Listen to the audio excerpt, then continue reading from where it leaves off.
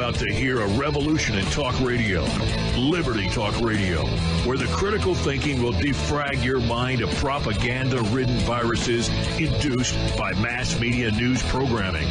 No BS here, just the facts. And now we present to you America's quintessential iconoclastic anomaly. Wow. In talk radio, your host, Joe Cristiano. Welcome, everyone, to Liberty Talk Radio, America's libertarian voice, broadcasting from our studio in Tulsa, Oklahoma, to around the world. I'm your host, Joe Cristiano, and this is your antidote to popular talk radio.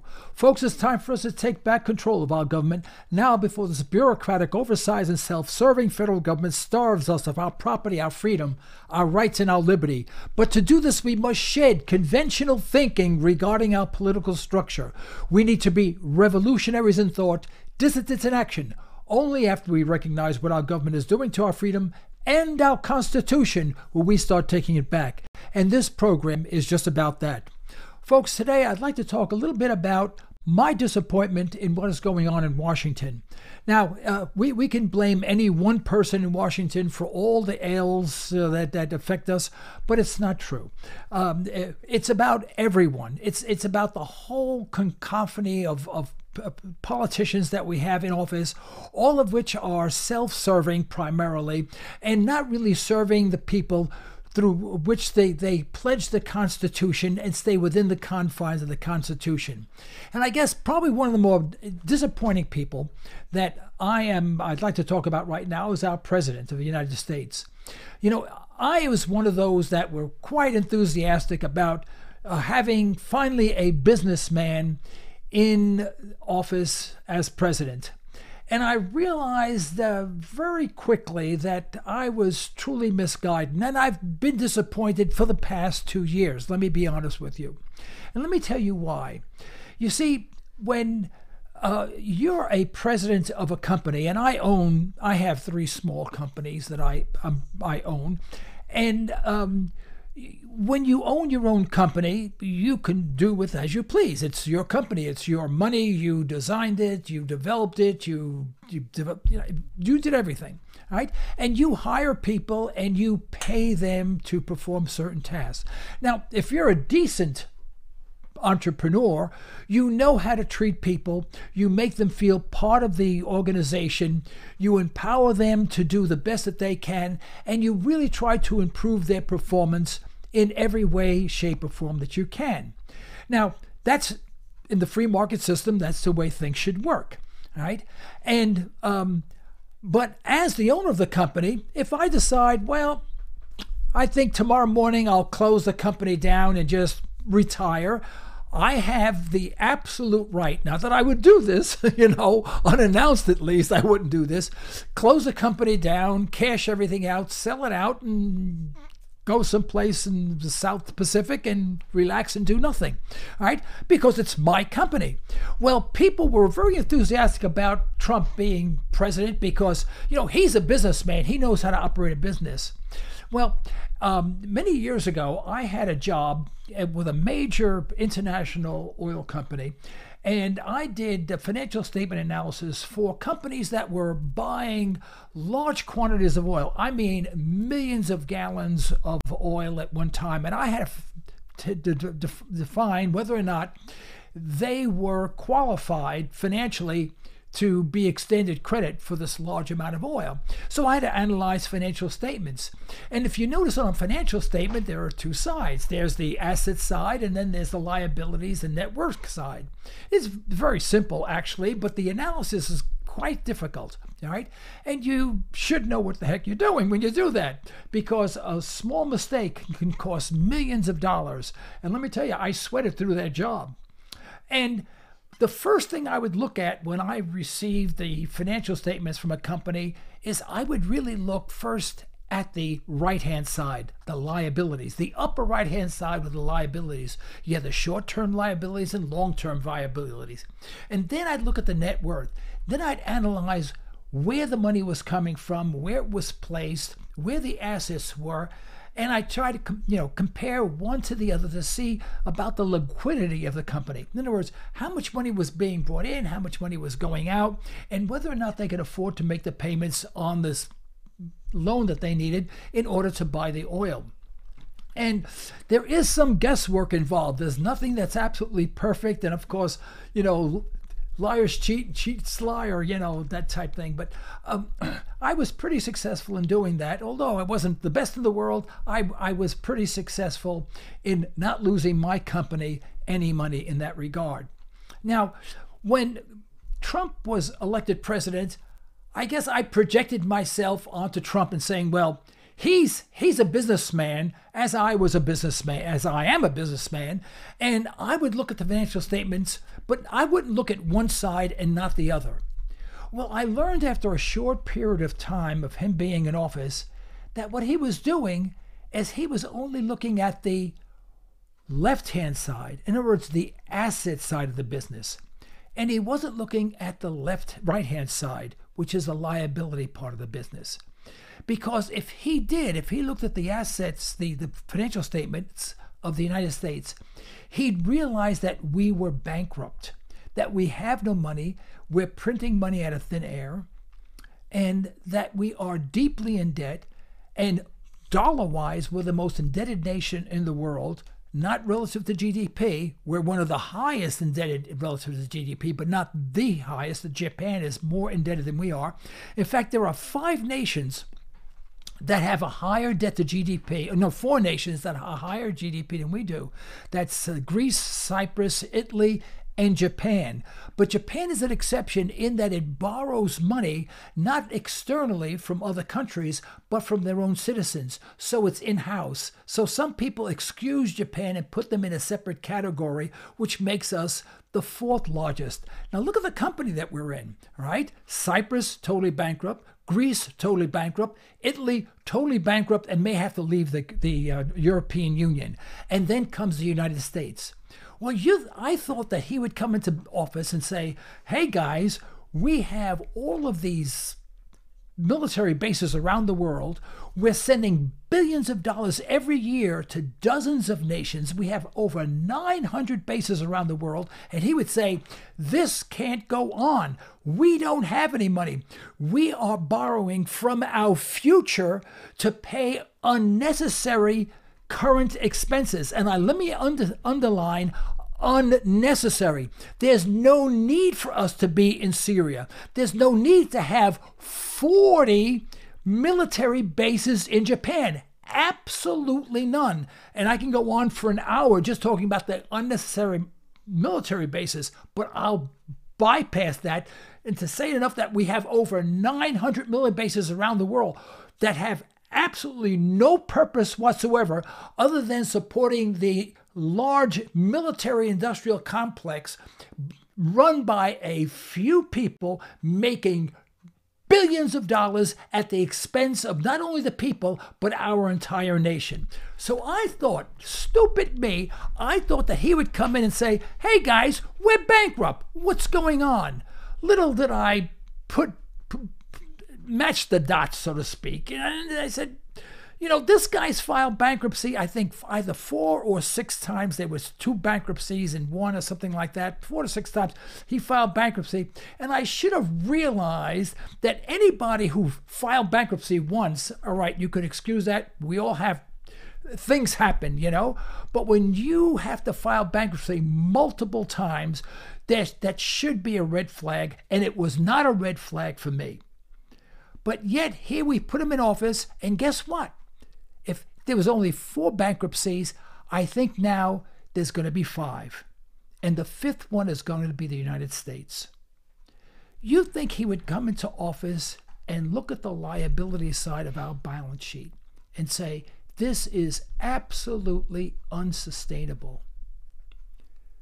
Our debt, if we wanted to balance our books, and this is subject to a lot of interpretation, but minimally, we would have to cough up immediately near $22 trillion. Most people say, well, that doesn't include off the balance sheet items, unreconciled items, emergency military items, et cetera, et cetera, et cetera. It's really closer to $23 trillion. Now, most people don't know what $1 trillion is. Well, $1 trillion is 1,000 billion. And our debt increases by millions every minute.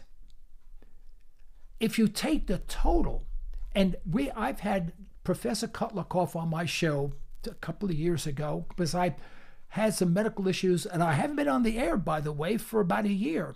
I may have had some broadcasts, but we moved our studio and we've had a lot of technical problems, and this is the first really solo that I'm doing in over a year. All right? Professor Kotlakoff, University of Boston, voted in the top 25 as a 25 top economist in the entire world by the financial community. 2 years ago, he calculated the U.S. debt at $223 trillion. Today, that figure would be more than $250 quadrillion. That's our debt. Now, it's such an enormous figure we could never pay back. So I thought that by Trump coming into office, he would recognize that and say, oh my goodness, we have to get rid of this debt. The first thing we should do is bring all of our troops home. Aircraft, what do we need aircraft carriers for? We're not at war with Japan anymore. Dry dock them. Don't build anymore. I mean, yes, have a very strong national defense, not an offense. We are building a strong offense, not a defense. Kill all of that. Kill some of our welfare programs that are unnecessary. We have about 25% of the people on the government dole not working, sitting home, collecting pretty large checks, in my opinion, for doing nothing. None of that's gone. None of it. And I thought all of this would be rectified with having a businessman in office. But I didn't realize, I didn't connect the dots. You see, as president, he can't do that. He's confined by the Constitution. Where as a business owner, if I want to close my company up tomorrow, I can close it up first thing in the morning. Just say, closed up, going out of business. That's it. Just close everything up, tell my accountant, close the books, let the government know no more taxes are going to be paid because we're out of business. Here's the check for whatever I owe you. Goodbye, I'm gone. But what he had to do is he was restricted by the confines of the Constitution, of which he ignored. And that, to me, is a tremendous disappointment. I'm not only disappointed in him himself, I am disappointed in myself for not recognizing that in the very beginning. Because I was sort of, not a cheerleader, but sort of like, well, I prefer to have him in rather than the opponent. We all know who that was. And yet here we are. Our debt is going up by a tremendous amount every single second of the day. Now that people say, well, he reduced this, he reduced that. Yes, he reduced these small things and he increased other things. Now he wants to build a wall. I mean, we don't look at things from a rational point of view. Why do I build a wall? Well, because people are coming in here and they're bad people and they're peddling drugs. Well, that's not their problem. The reason why people are coming here in droves is because the small towns and villages in Honduras, in San Salvador, in Mexico are run by drug lords. Didn't you know why there's drug lords?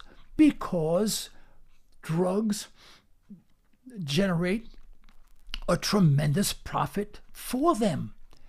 And why is drugs so expensive? Because we have a war on drugs. Have we ever thought that if we legalize drugs, in fact, did nothing, legalized it, said, you want to take drugs? Go kill yourself. What do I care? You think drug usage would go up?